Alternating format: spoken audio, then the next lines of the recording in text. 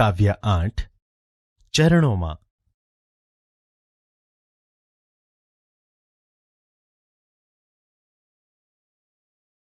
બાળદોસ્તો, હવે આપણે કવિના જીવન વિશે પરિચય મેળવીએ.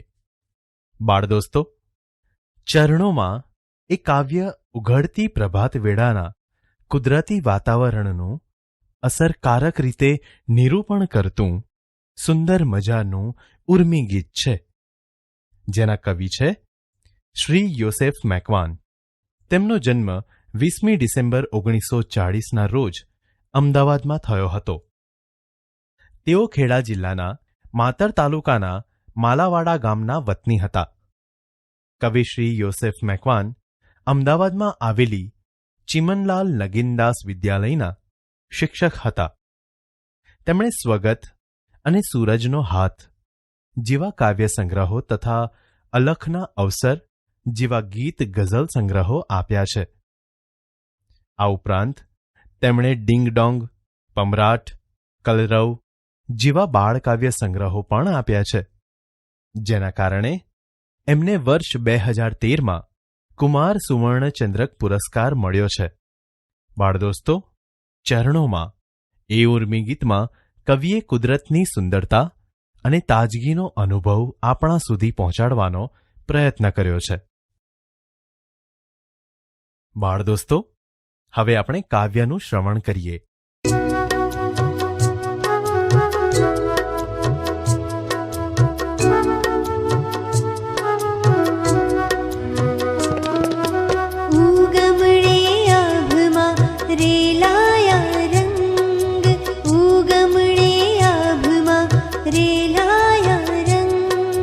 ચરણોમાં ચાલવાનો પૂછે ઉમંગ, ચરણોમાં ચાલવાનો પૂછે ઉમંગ. ઉગમણે આભમાં રેલાયા રંગ, ઉગમણે આભમાં રેલાયા રંગ. ચરણોમાં ચાલવાનો પૂછે ઉમંગ, ચરણોમાં ચાલવાનો પૂછે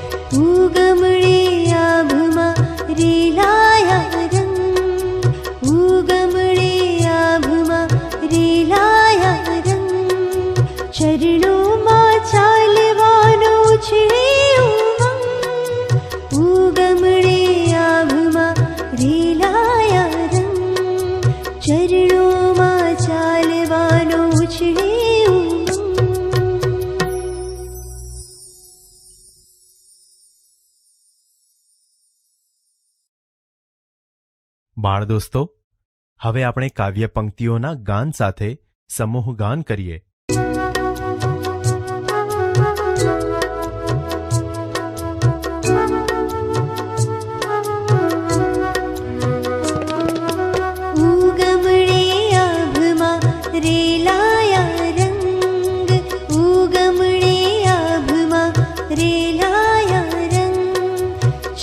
ચરણોમાં ચાલવાનો પૂછે ઉમંગ, ચરણોમાં ચાલવાનો પૂછે ઉમંગ.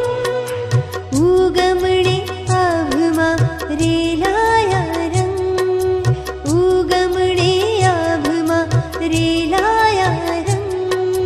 ચરણોમાં ચાલવાનો પૂછે ઉમંગ, ચરણોમાં ચાલવાનો પૂછે ઉમંગ.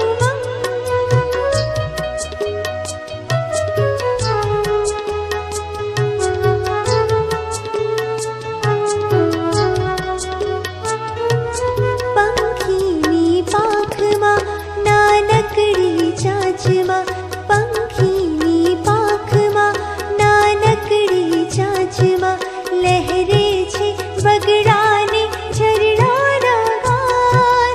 ચોપાસે પહાડ નદી ઉઘડે મેદાન, કલ્પનાને દોર સરી જાઉં એની સંગ, કલ્પનાને દોર સરી જાઉં એની સંગ.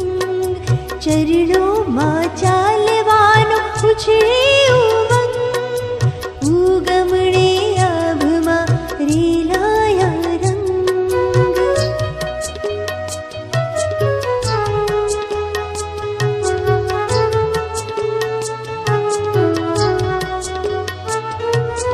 દૂર અને પાસમાં લીલેરા ઘાસમાં, દૂર અને પાસમાં લીલેરા ઘાસમાં ધરતીની મહેક પીતો વાયુ ચકચોર. ઝાકળમાં ઝીણેરા કિરણોના સૂર, મને માળોટે મારી છલંગ, મને માળોટે મારી છલંગ.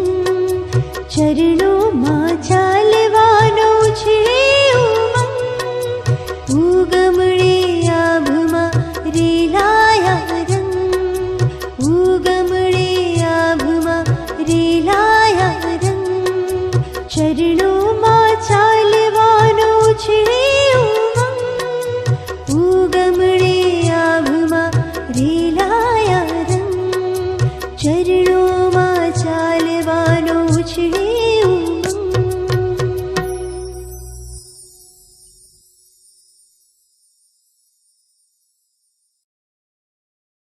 બાળ દોસ્તો, હવે આપણે કાવ્ય પંક્તિઓ જોઈને સમૂહગાન કરીએ.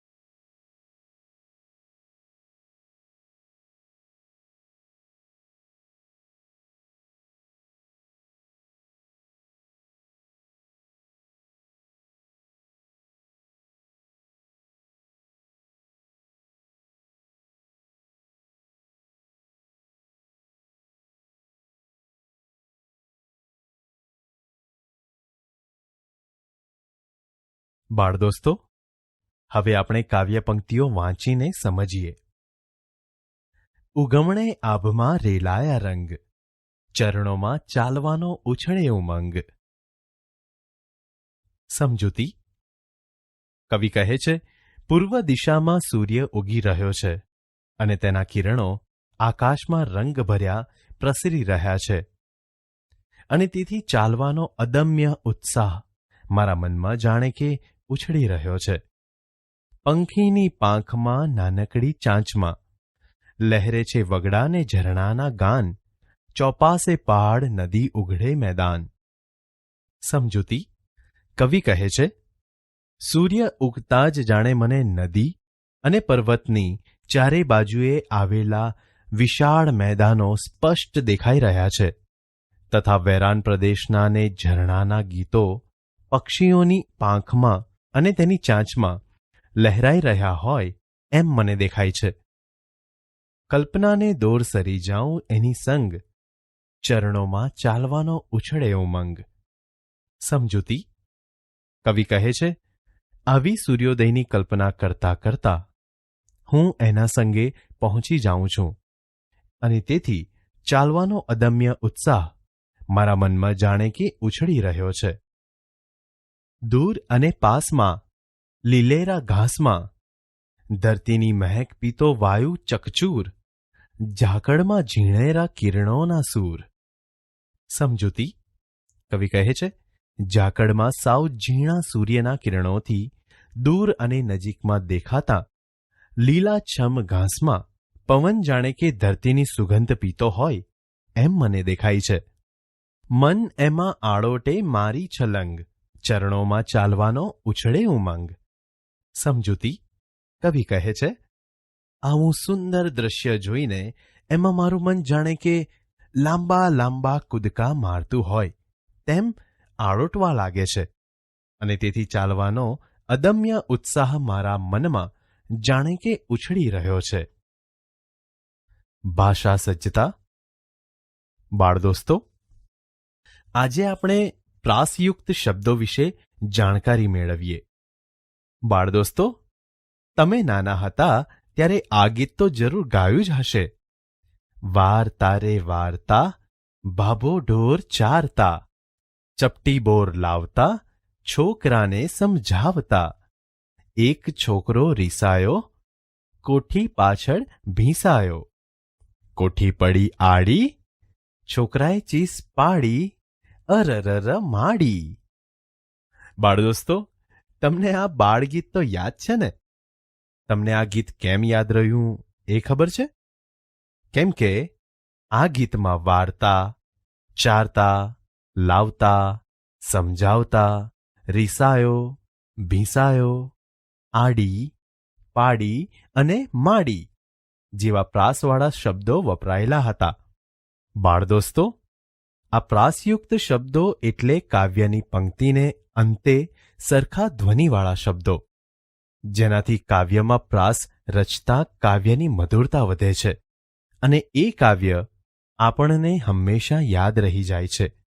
જેમ કે રેલાયા રંગ, ઉછળે ઉમંગ, પંખીની પાંખમાં, નાનકડી ચાંચમાં, દૂર અને પાસમાં, લીલેરા ઘાસમાં, વાયુ ચકચૂર, કિરણોના સૂર.